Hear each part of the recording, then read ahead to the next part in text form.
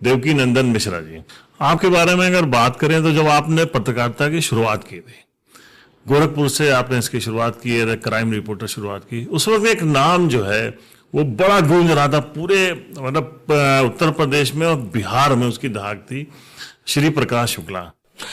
देखिए, पहली बात तो ये है कि जिसका नाम आपने लिया श्री प्रकाश शुक्ला, वो गोरखपुर का ही था। और श्री प्रकाश शुक्ला जैसे अपराधी अब नहीं रहे। श्री प्रकाश शुक्ला बहुत डेयरिंग क्रिमिनल था। वो किसी से डरता नहीं था, इवन कि पुलिस से भी नहीं डरता था। वो अगर रास्ते में जा रहा है और पुलिस का नाका लगा हुआ तो कभी वो डरा नहीं, वो पुलिस से भिड़ा। और मैं आपको बताऊं कि श्री प्रकाश शुक्ला मुझे अक्सर फोन करते रहते थे। जब भी कोई बड़ी घटना होती थी वो मुझे जरूर फोन करते थे।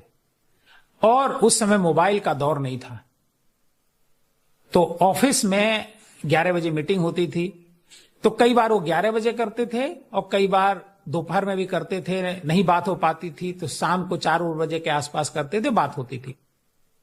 मैंने देखा कि श्री प्रकाश शुक्ला घटना करने के 1 घंटे के भीतर कोई अपराधी एक पत्रकार को फोन करे, वो उस तरह का अपराधी था। वो 98 में शायद एक घटना, 98-97 की बात है, एक घटना होती है लखनऊ में, शाही ना, उपेंद्र विक्रम शाही का मर्डर तो अकेला मर्डर था। उपेंद्र विक्रम सिंह एक नेता होते थे, वो उस समय किसी पद पर भी थे, शायद चेयरमैन थे। वो अम्बेसडर कार से आ रहे थे और कैंट इलाके में रेलवे क्रॉसिंग के पास उन पर हमला होता है। 3 लोग शायद थे उसमें, नहीं, उसमें 6 या 7 लोग मारे गए थे। अच्छा, बहुत मतलब जो उस समय जब ये घटना हुई थी तो बड़ा बवाल हुआ था और पुलिस की जो कार्यशैली है उस पर बहुत सारे सवाल उठे थे। श्री प्रकाश शुक्ला ने उपेंद्र विक्रम सिंह का मर्डर किया और श्री प्रकाश शुक्ला गायब हो गया। जैसे अभी पहलगाम में जो आतंकी हमला किए, वो आतंकी गायब हो गए, उनका पता नहीं चल रहा है। इसी तरह का श्री प्रकाश शुक्ला गायब हो गया। ये घटना शायद दोपहर की थी, 11-12 बजे के आसपास की थी। मेरे पास मैं ऑफिस में बैठा हुआ था और फोन की घंटी बजती है। लाल रंग का फोन होता है, मैं सामने रखा होता, मैं उठाता हूं तो दूसरी तरफ से आवाज होती है, भैया हम श्री प्रकाश बोला था नहीं। अरे मैं चौंक गया, मैंने, क्योंकि उस समय खबर आ चुकी थी कि उपेंद्र विक्रम सिंह का मर्डर हुआ और श्री प्रकाश शुक्ला का इसमें नाम आया। तो पहले तो मुझे लगा कि ये लगता है कोई गलत आदमी बोल रहा है, लेकिन आवाज में पहचानता था। तो मैंने कहा यार अभी तो घटना हुई है यार, तुम फोन कर दिए और कार तुम्हारी वहां बरामद हो गई, पुलिस कह रही कार बरामद हो गई। तो उसने कहा भैया पुलिस झूठ बोल रही है, जिस कार से मैंने मर्डर किया है वो कार दूसरी जगह खड़ी है, वो कार पुलिस ने बरामद नहीं करी है। तो श्री प्रकाश शुक्ला उस लेवल का डेयरिंग अपराधी था। जी। हरिशंकर तिवारी पूर्वांचल के सबसे बड़े एक तरीके से, और वीरेंद्र शाही, ये 2 बड़े माफिया कहलाते थे एक अपने जमाने के, मतलब 80-90 के दशक में इनसे बड़ा कोई माफिया नहीं था। और दोनों की एक जंग भी हुआ करती थी, लेकिन दोनों श्री प्रकाश शुक्ला से डरते थे। जी। वीरेंद्र शाही पर श्री प्रकाश शुक्ला ने गोरखपुर में एक हमला किया। गोरखपुर में कलेक्ट्रेट का जो ऑफिस है, उसका जो मेन गेट है, उसके सामने वो मारुति 800 से अपने जा रहे थे वीरेंद्र शाही रात में अपने घर पर, तभी उसने ब्रस्ट फायर किया। जो स्टीयरिंग होती है उसके नीचे वीरेंद्र प्रताप शाही छोटे कद के थे, तो वो उस नीचे घुस जाते हैं और घुस करके उन्होंने अपनी जान बचाई। लेकिन जब गोली उन पर चलाई तो श्री प्रकाश शुक्ला ने उनको हिला डुला के देखा भी था, लेकिन वीरेंद्र प्रताप शाही थोड़े साहसी व्यक्ति थे, तो वो अंदर छुप गए और हिलाया डुलाया तो लगा कि वो मर गए। श्री प्रकाश चले गए और वीरेंद्र शाही निकल करके आए। वीरेंद्र शाही बच गए उस घटना में, लेकिन वीरेंद्र प्रताप शाही को लखनऊ में कुछ ही दिन बाद उसने गोली मार दी। तो श्री प्रकाश शुक्ला बहुत डेयरिंग अपराधी थे। श्री प्रकाश शुक्ला की बात चल रही है और आप कर रहे हैं, आपने उनको बहुत करीब से कवर किया है, आपको जानते थे। एक पूर्व IPS रहे हैं राजेश पांडे जी, वो बहुत उन्होंने मतलब पूरे उनकी जो लाइफ रही है, बाद का पूरा करियर रहा है उनका, उन्होंने कई किताबें भी लिखी हैं और वो श्री प्रकाश को एनकाउंटर तक उन्होंने उसको फॉलो किया है। अभी एक पप्पू यादव जो सांसद हैं वहाँ के, बिहार के, कंट्रोवर्सी हो गई थी। एक बार उन्होंने कहा कि वो फोन किया था तो पप्पू यादव डर गए थे उनकी बहन को लेकर। इसमें कितनी हकीकत? नहीं, ये बात पूरी तरीके से गलत है। क्योंकि मैं जब ये इंटरव्यू राजेश पांडे जी ने दिया था, तो चूंकि पप्पू यादव की जो बहन है, मैं उनको निजी तौर पर जानता हूं। उनके जो हस्बैंड है हमारे दोस्त हैं, मतलब पप्पू यादव के बहनोई डॉक्टर जितेंद्र यादव जी। तो जिस दिन ये इंटरव्यू प्रसारित होता है उसी दिन पप्पू यादव को भी ये बात पता चलती है। तो पप्पू यादव ने इस पे बड़ी नाराजगी व्यक्त की थी और ऐसा कहा जाता, जो कहानी राजेश पांडे जी ने बताई थी वो ये बताई थी, क्योंकि राजेश पांडे जी वहां मौजूद तो थे नहीं। एक मंत्री हुआ करते थे बृज बिहारी प्रसाद, वो बिहार में मिनिस्टर थे और वो अस्पताल में उनकी और सूरजभान की दुश्मनी थी। सूरजभान के कहने पर ब्रिज बिहारी प्रसाद का मर्डर उसने श्री प्रकाश शुक्ला ने किया था, लेकिन वो मेडिकल कॉलेज में, पटना मेडिकल कॉलेज में भर्ती थे। अब जब वो भर्ती थे तो वहां भारी सिक्योरिटी उनके साथ थी, चूंकि मिनिस्टर थे वो। तो श्री प्रकाश शुक्ला के लिए वहां घुसना, वहां उसको मारना बड़ा आसान नहीं था। श्री प्रकाश शुक्ला वहां पर जो है वो एक मरीज के तौर पर भर्ती होता है और भर्ती होने के बाद उन्हीं के वार्ड के बगल में भर्ती होता है और भर्ती होने के बाद उनको वहीं पर, ऐसा कहा जाता है, राजेश पांडे जी ने कहा कि वहां उनकी बहन डॉक्टर जो है ट्रेनिंग कर रही थी, एमबीबीएस डॉक्टर है बेसिकली, और वहां पर यह घटना होती है और वहां पर वो धमकाता है। चूंकि श्री प्रकाश शुक्ला लड़कियों को लेकर के बड़ा कमजोर था और जो मारा गया, जिस दिन वो मारा गया, जिस दिन उसका मतलब एनकाउंटर हुआ नोएडा में, उस दिन भी वो दिल्ली एयरपोर्ट के सामने जो पीसीओ होता है, उस पीसीओ से वो एक लड़की से बात कर रहा होता है। वो लड़की गोरखपुर की थी, अक्सर उससे बातचीत करता था, उसी से वो बात कर रहा होता है और पुलिस जो है उसको ट्रेस कर रहती है और ट्रेस करके जो दिल्ली पुलिस के कुछ इंस्पेक्टर और वो ले जाते हैं, उसको पकड़ करके ले आते हैं। और बाकी इनकाउंटर पुलिस जैसे करती है वो सबको पता है, लेकिन जो पुलिस ने दिखाया कि इस तरह से इनकाउंटर हुआ है, ये सही नहीं है। जो राजेश पांडे जी बताते हैं, मतलब उनको वीरता के लिए बहुत सारे उस पर पुरस्कार भी मिले हैं। वो तो देखिए राजेश पांडे जी भाई, चूंकि एसटीएफ जब बनती है तो राजेश पांडे जी शुरू से इसमें काम करते हैं और राजेश पांडे जी बहुत काबिल अधिकारी हैं। लेकिन पुलिस का जो एनकाउंटर का जो तरीका है, मैं उस पर बात कर रहा हूं। अपना होता है, पुलिस अपनी कहानी बताती है,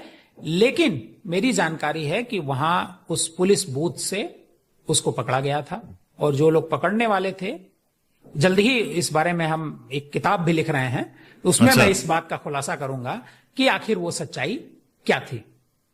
तो आपने जो बताया कि फोन आया, वो फोन किस सिलसिले में किया था श्री प्रकाश ने? मुझे फोन किया ये घटना बताने के लिए कि मैंने उपेंद्र विक्रम सिंह को मार दिया।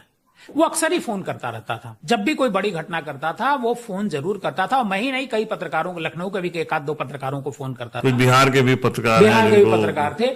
तो मुझे विवेक लाधानी लखनऊ के हैं जिनका किडनैपिंग हुई थी, उसमें उनके, जब विवेक लाधानी के किडनैपिंग होती है और जिस दिन विवेक लाधानी को अगला छोड़ता है, मतलब सुबह सुबह छोड़ देता है उनको रैंसम लेने के बाद, उस दिन भी मुझे फोन किया। उस दिन मेरे को घर फोन किया, घर वाले नंबर पे फोन किया, क्योंकि सुबह सुबह का टाइम था।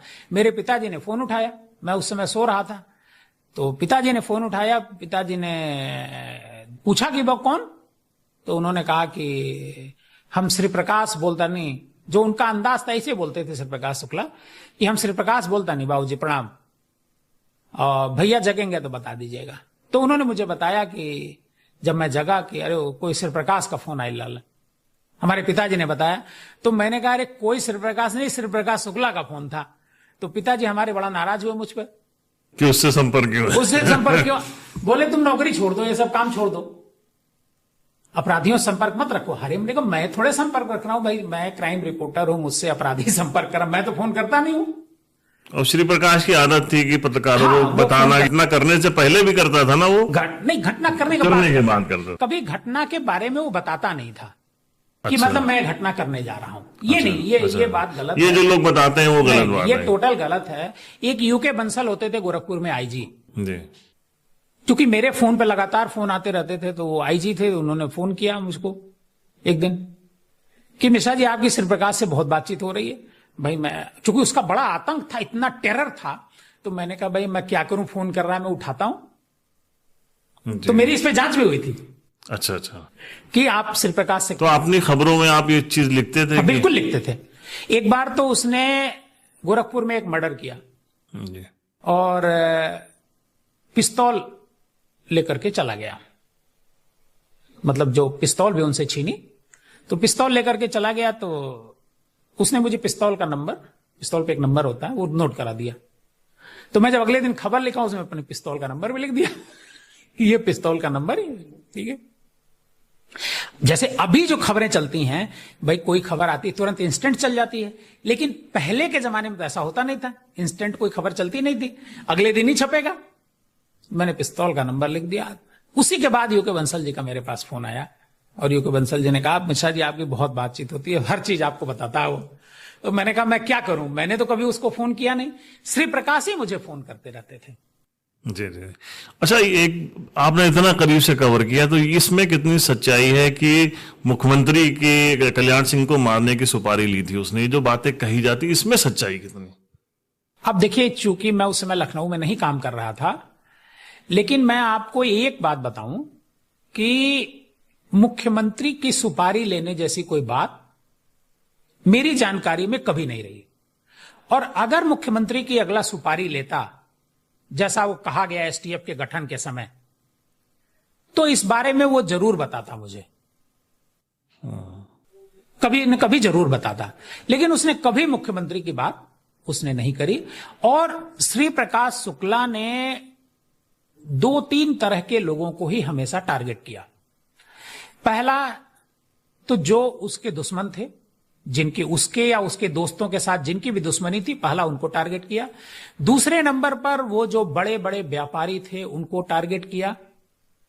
और तीसरे नंबर पर जो उसे लगता था कि ये हमको मरवा सकते हैं, जैसे वीरेंद्र प्रताप शाही का मर्डर वो नहीं करता, क्योंकि वीरेंद्र प्रताप शाही के मर्डर के बाद उसने ये बात कही थी, उससे मुझसे ही कहा था, वो मर्डर नहीं करता। वो मर्डर इस वजह से किया क्योंकि उसे ऐसा लगता था कि वीरेंद्र प्रताप शाही का अगर मैं मर्डर नहीं करूंगा तो वीरेंद्र प्रताप शाही मुझे मरवा सकते हैं। तो इस वजह से वीरेंद्र प्रताप शाही का मर्डर किया।